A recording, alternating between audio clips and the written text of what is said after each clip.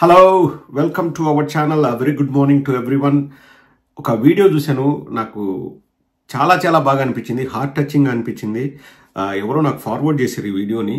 And ఎందుకు బాగా నచ్చిందంటే వన్ ఆఫ్ ద రీజన్స్ వచ్చేసి ఆ పెద్ద ఆవిడ మాట్లాడే భాష మా కడప భాషకు దగ్గరగానే ఉంది. అంటే ఏ ఊర్లో ఉన్నారు కూడా నాకు తెలీదు, ఏ ఊర్లో ఆ వీడియో షూట్ చేశారో.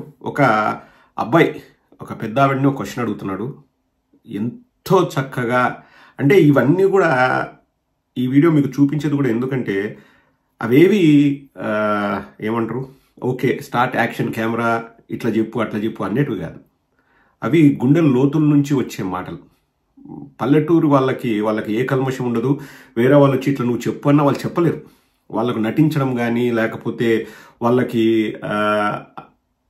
అంటే ఇతరులాగా ఉండడం కూడా తెలియదు.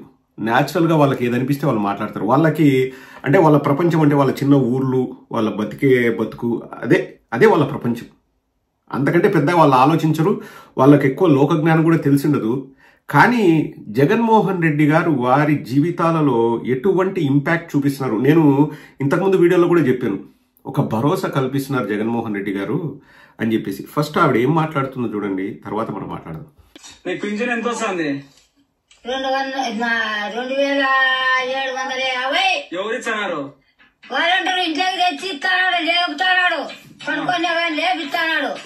ఎట్లుండే? ఇంతకుముందు ఎట్లుండే పోయి కొట్లాడుతాడు పిల్లలు కాడ, గంటలు కూర్చుంటాడు. నాడు పనికి రాకుండా పోయి ఆడు కూర్చుండేది. ఇప్పుడు ఏమేమి కావాలా నీకు? ఇప్పుడు సీఎం ఎవరు కావాలా మళ్ళా? జగన్ కావాలా? చంద్రబాబు వద్దు. ఏమి చంద్రబాబే వద్దు, మధురాలు కూడా ఇప్ప. ఇంకా ఏమేమి వస్తున్నాయి మీ ఇంటికి? ఏం చూస్తాడే, మనవరాలకు వస్తాంది.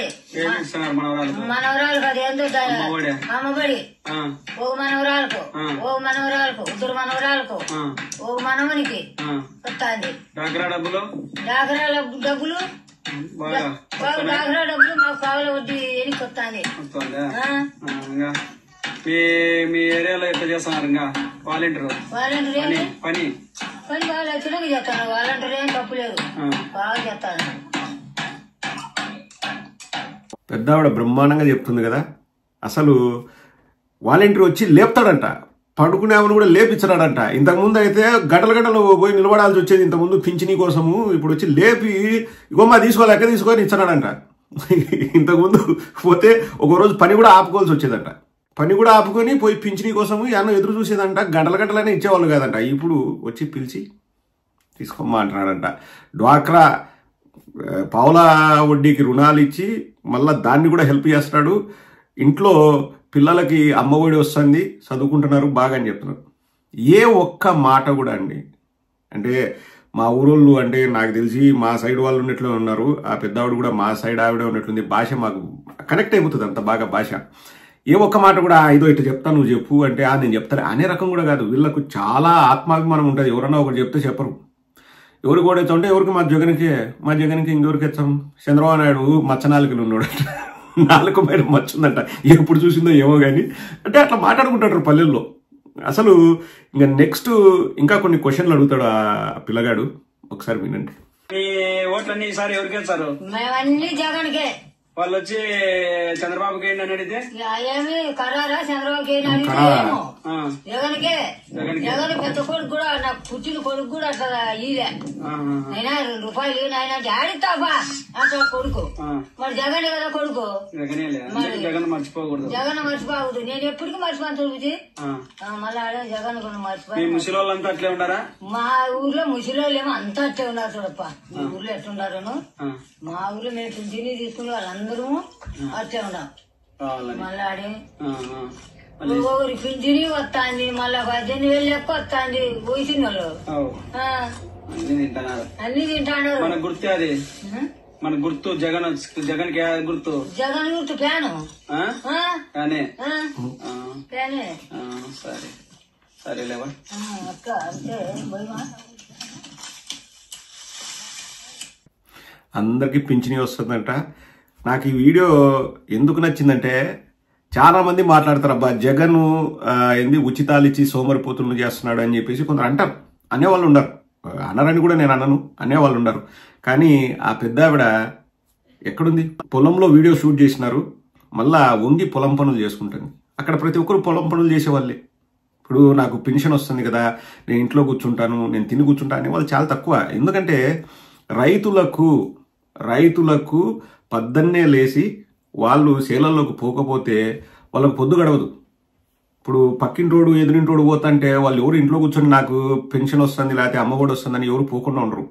చెప్తాను కదా, రైతులు అనే వాళ్ళు ఆత్మాభిమానం అనే వాళ్ళు పోయి పనులు చేసుకుంటారు. వచ్చేది కూడా ఆ 2750 లేకపోతే ఇంకొకటే కూడా వాళ్ళకు భరోసా కల్పిస్తుంది. మాకు మా కొడుకున్నాడు అనింది కదా, ఆమె అనింది డైరెక్ట్. నాకు ఎమోషన్ కూడా అవుతా, అంటే అట్లా మాట్లాడినప్పుడు జగన్ నా పెద్ద కొడుకుతో సమానం అని మాట్లాడుతున్నారు. వాళ్ళకు ఏం అంటే ఆ పల్లెటూర్లలో ఉన్న వాళ్ళకి, చదువుకున్న వాళ్ళు, సిటీలు చూసిన వాళ్ళంతా వేరు. పల్లెటూర్లలో ఉన్న వాళ్ళకి ఇప్పుడు మాకు ఏ దిక్కు లేదే, వాన పడకపోతే మాకు ఎట్లా, లేకపోతే పంట లేకపోతే ఎట్లా, పనులు లేకపోతే ఎట్లా అని ఆలోచిస్తారు. వాళ్ళ జీవితం అంతే.